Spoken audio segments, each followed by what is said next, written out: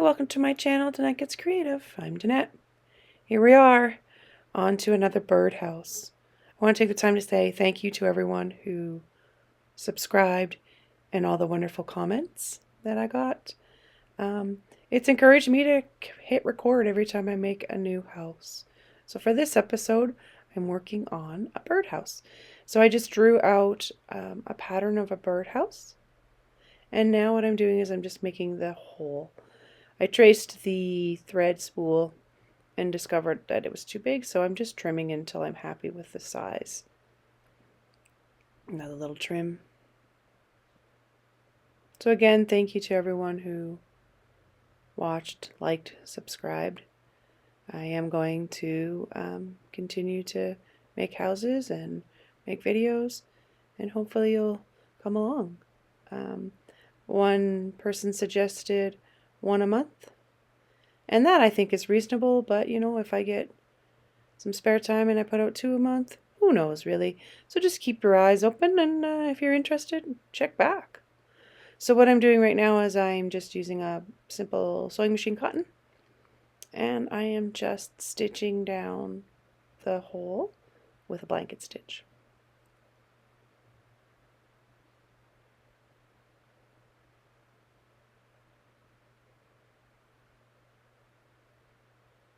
There we go. Now what I'm doing is I'm using some brown felt, and I will show you the measurements here in centimeters, and I will show you the measurements in inches here in a second. There we go. What I'm doing is I'm just going to roll this and stitch the roll, and I'm going to use it as the perch just below the hole on the front of the birdhouse. So just again with a sewing machine cotton, I'm just going to sew that one edge down so that the roll stays secure.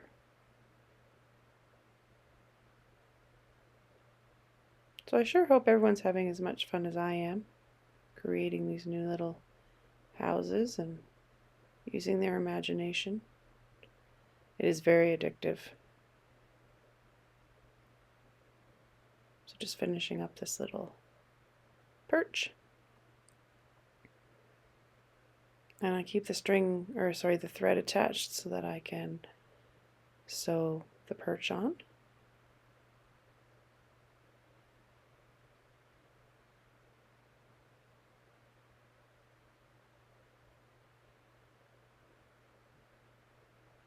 There you go, you see an idea of where I'm heading with this.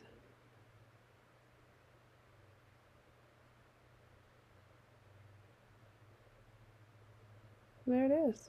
So now I'm going to sew the final side together, right sides together, so that I have the 4-side structure of the house complete.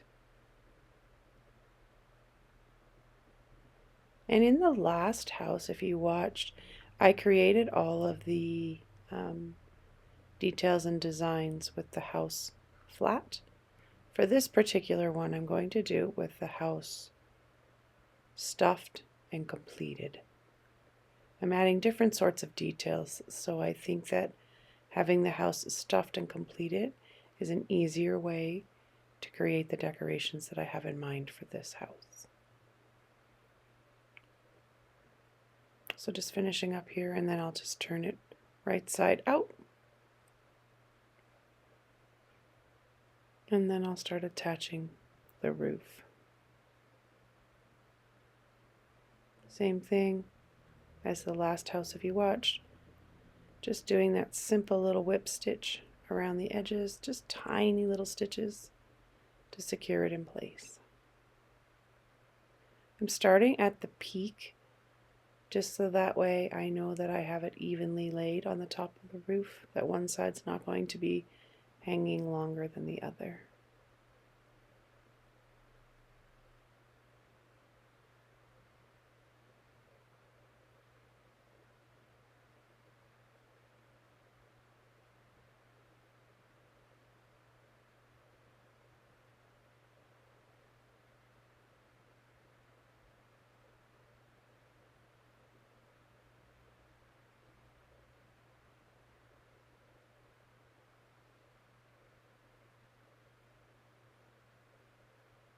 There's always a knot, isn't there? My goodness.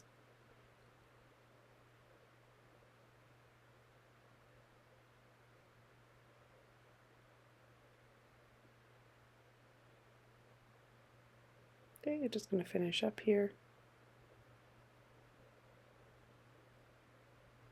That way you can see how to do one side and then complete the process for the other 3 sides.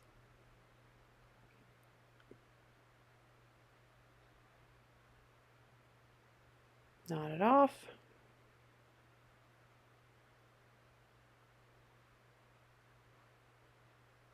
Complete the other 3 sides.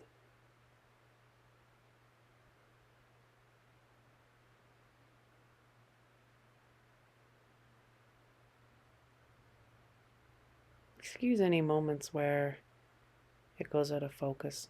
I try my best to stay on top of that and catch it when it happens, but there is the rare moment that I don't catch it right away.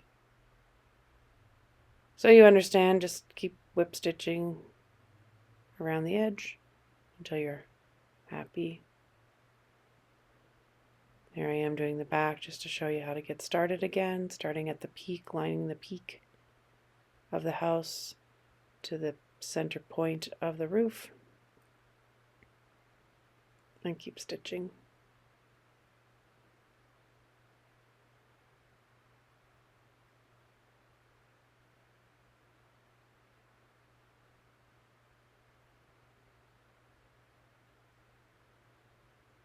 Feel free to fast forward through any of these little sections. I'm just including it so those people who might be very new to the process have some steps in there that they understand. That's probably the teacher in me too. I teach littles, and it's always important to have all the steps. So sometimes it's hard to take your daytime job out of your fun YouTube journey.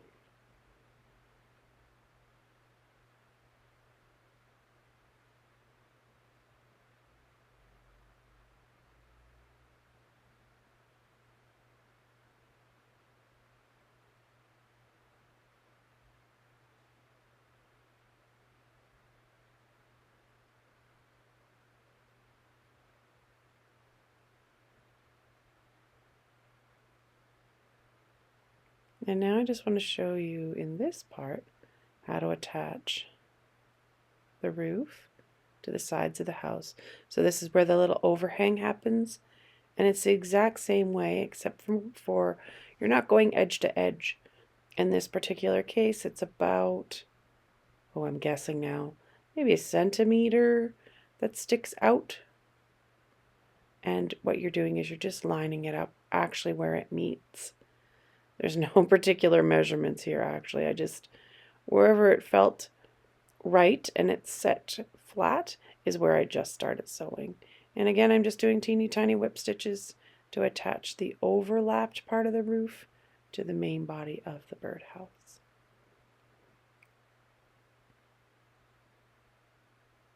There we go. Finished birdhouse. I'm loving the colors. Super cute. I cut just a piece of felt, finishing off the bottom. Again, whip stitching along and getting ready to stuff it. The materials were just found at a thrift store. I went to, I don't actually even remember where, but it doesn't matter. It was a thrift shop, and they just had bags of material. And the nice thing about the thrift shop was that they kind of color coordinated it. So I literally picked up the bag, said these colors are fantastic, and I just started making this house. So I've sewn down 3 sides of the bottom, and now I'm just going to stuff it.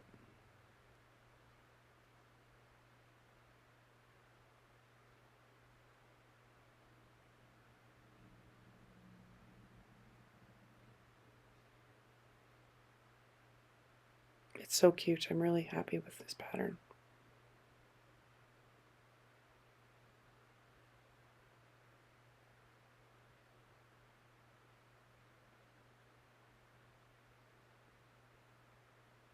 Okay, just going to sew up the edge And then you're going to see what I do next. And I wanted to find a way to mount it to create something that the birdhouse would sit on.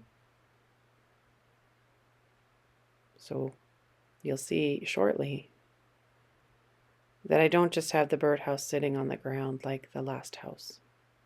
So let's zip along here. Create a tiny bit of suspense as you're thinking, wow, I wonder what she's using to do this with. I do need a glue gun for this step, so if you're following along, and this is something you're going to want to do, I actually use some glue in this video. Do I have you all thinking now? It's nothing crazy. There's the house. How stinking cute is that? Okay, here we go. Found this spool at a craft store. So cute. So I'm going to use Fabri-Tac and because that's like a permanent hold, and then I'm going to use glue gun glue around the edge to kind of get that quick hold.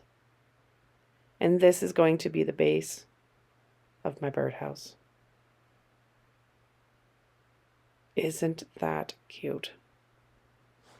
The wooden spool came in that color. I actually think I got these ones maybe on Amazon.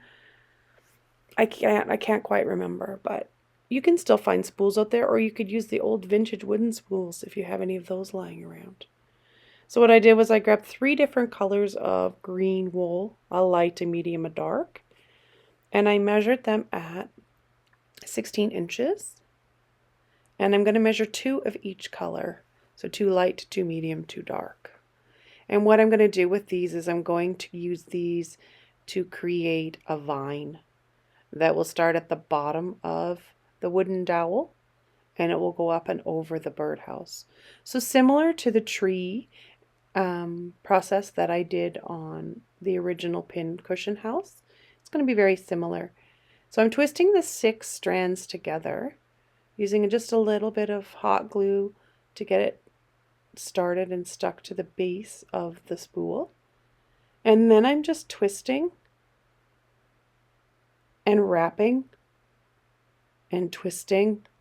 And then when I get to the body of the treehouse, it's not a treehouse, the body of the birdhouse, I'm just going to stitch the vine in random spots.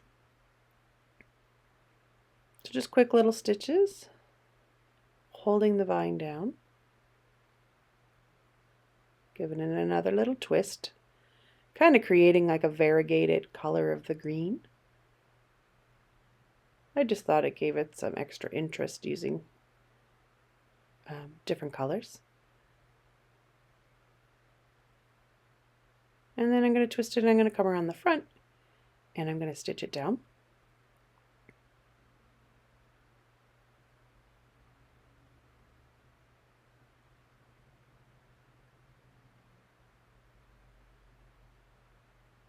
Over the roof.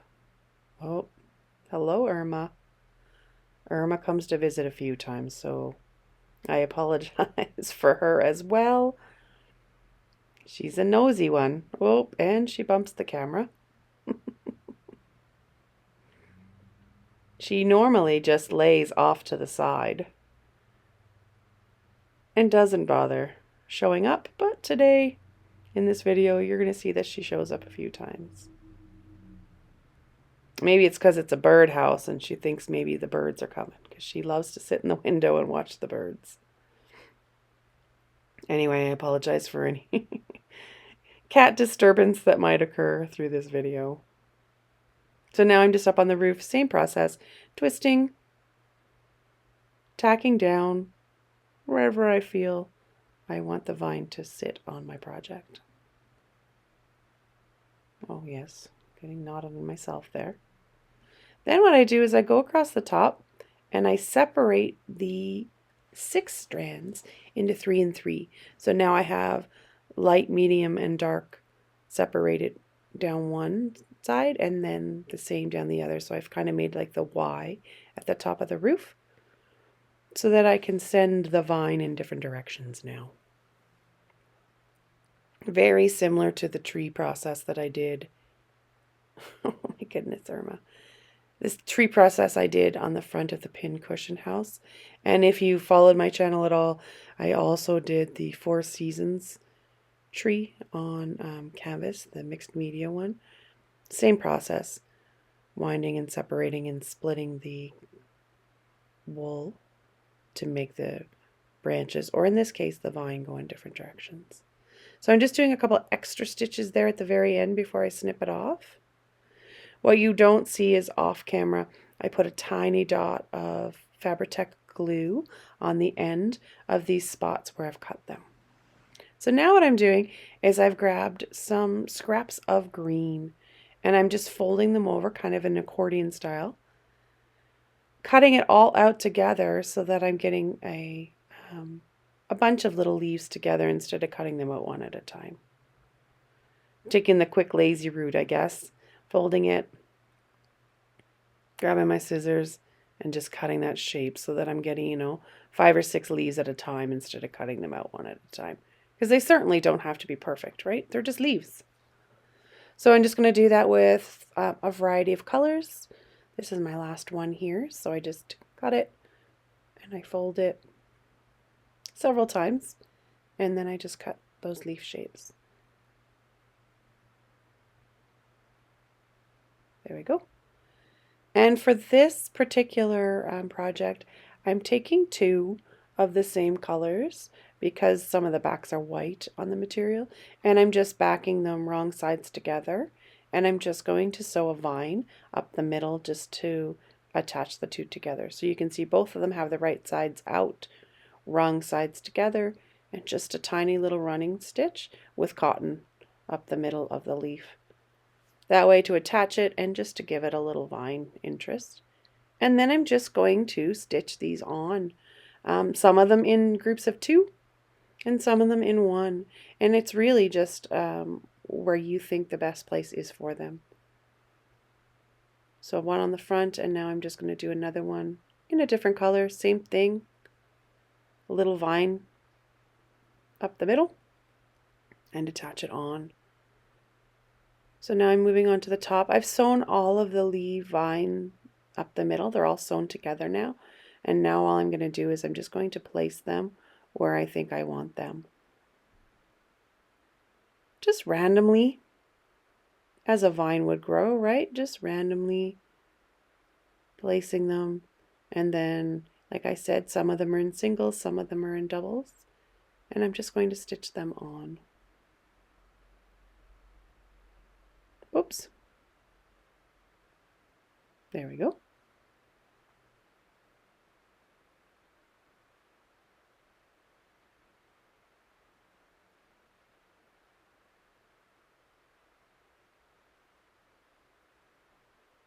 It was such a fun project.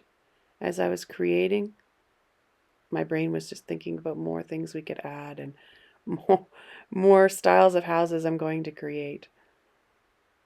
This is quite a rabbit hole I'm down. So there you go, you get the idea. What I've done is I found these little paper flowers. I was a big scrapbooker, journaler, so I found these paper flowers in my stash and these little pearl beads, and I just decided to add a few flowers. I don't add flowers to every single leaf combination that I have on here, just a few. I end up putting one on the front, this one that you see me adding right here, just to give it a little bit of extra interest. One on the bottom, one on the back. How cute is that? Birdhouse wouldn't be complete without a number or a home sweet home sign. So what I'm doing here is I've got this cute little set of stamps, maybe on Amazon, I don't remember. But anyway, we've got stamps in our stash, and all I'm doing is I'm using some brown ink and I'm stamping the word home.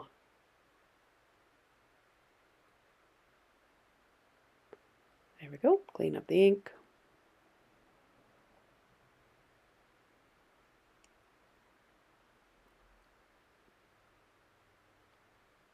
I'm just going to give it a rip cut. And I'm just going to fray the edges. And there's Irma back again. Hi, Irma. Fraying the edges.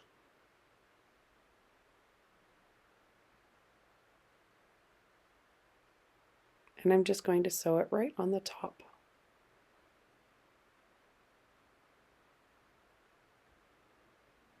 Just some single sewing machine thread. Sew it along the top. I remember when I was sewing this on, the house just didn't feel complete for me. So a birdhouse isn't complete without a bird.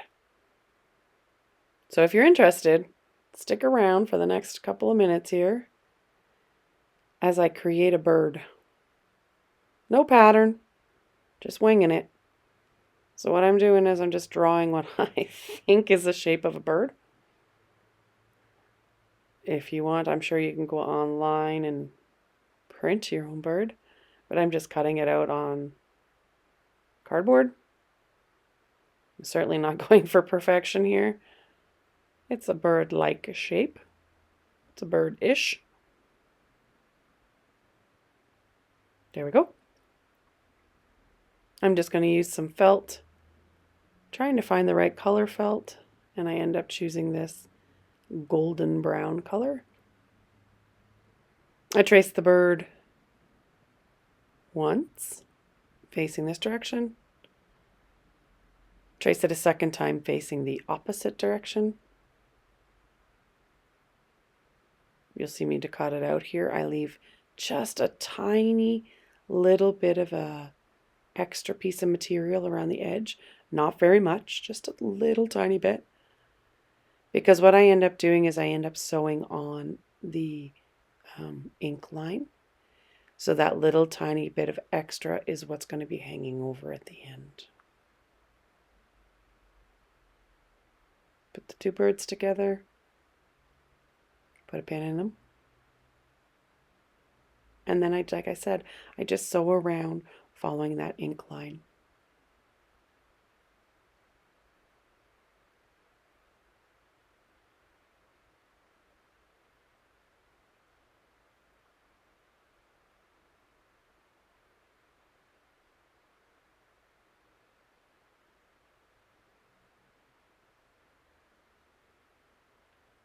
Okay. Tiny little stitches. Remembering to keep a small opening because I'm going to actually put a little stuffing in there and make it a dimensional bird.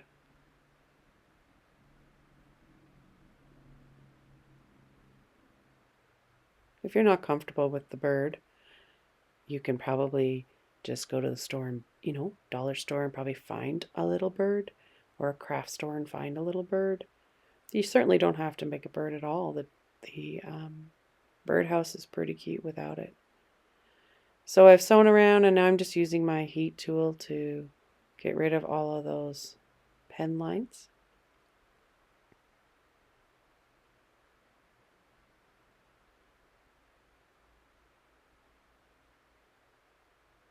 Gonna add a little stuffing.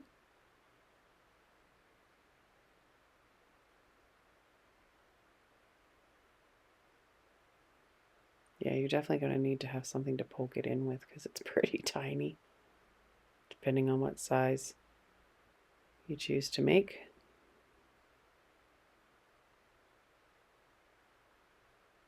This bird was totally on the fly. It was not anything that I had considered when I started making this birdhouse, but as I got going, I felt it needed the bird to be complete. So there we go, all stuffed.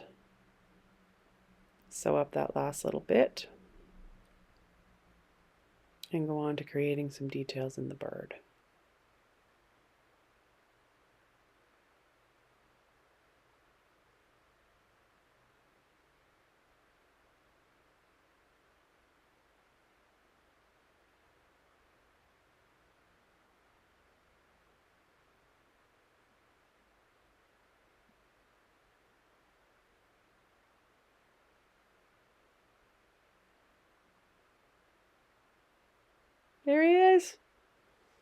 Teeny tiny little bird.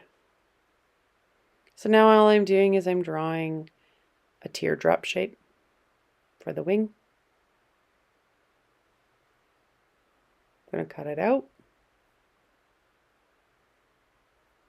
I'm going to place it on the bird first to make sure it's the size I want. And I do discover it's too big. So I do a little trim. And then I trace the second one.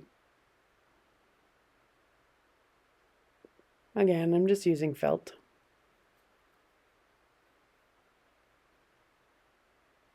And I'm using the same color golden thread that I sewed the bird closed with. And I'm just making some French knots as a way of attaching the wing. I don't want to attach the wing fully. I only want to attach the rounded part to the bird. So I'm going to add probably 6 or 7 little tiny French knots just to attach the wing and to give it a little bit more texture and interest. So I'm just taking sewing machine cotton, wrapping it around 4 times and making tiny little French knots.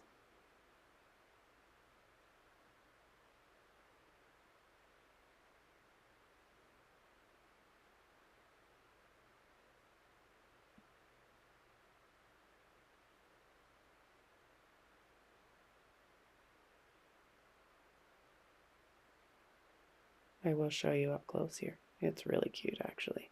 It turned out quite well.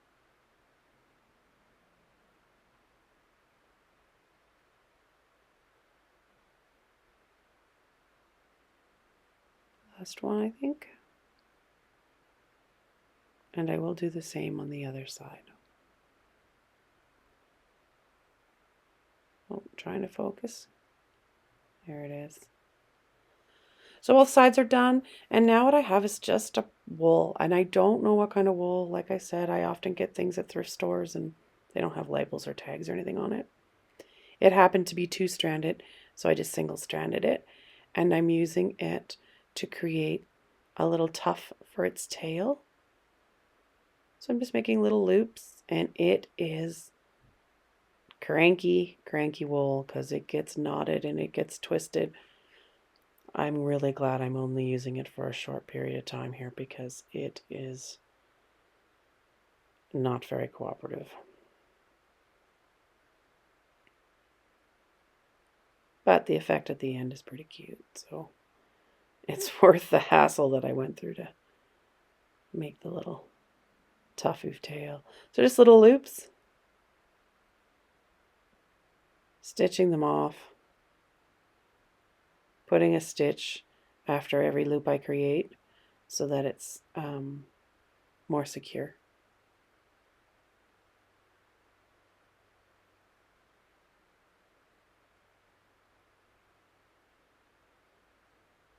I cut out a little diamond shape out of the same brown that I used for the wings. So I just had a little scrap there.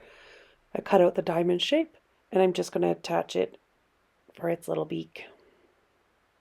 I'm using the same wool that I used on the tail just to attach it.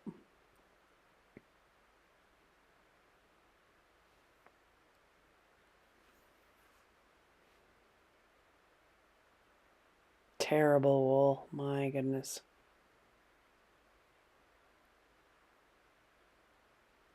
Cut off that little end piece that was attached to the knot because he certainly doesn't need that hanging out of his beak.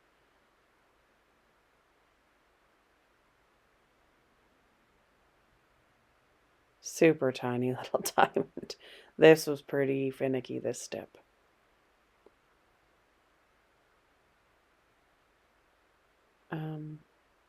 I used the same wool to create French knots for the eyes. And I'm going to use that wool to create a little tuft on the top of his head as well, just like I did for the tail section. Those little loops. Putting a stitch in between the loops to keep it more secure. So same way, little loops. I'm just holding them with my hand there, putting extra little stitches here and there to keep it from pulling through.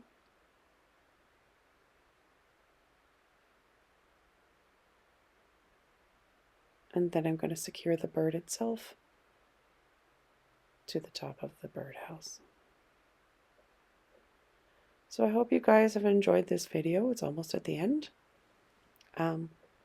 Please continue to comment and give me suggestions on future houses. There it is, finished.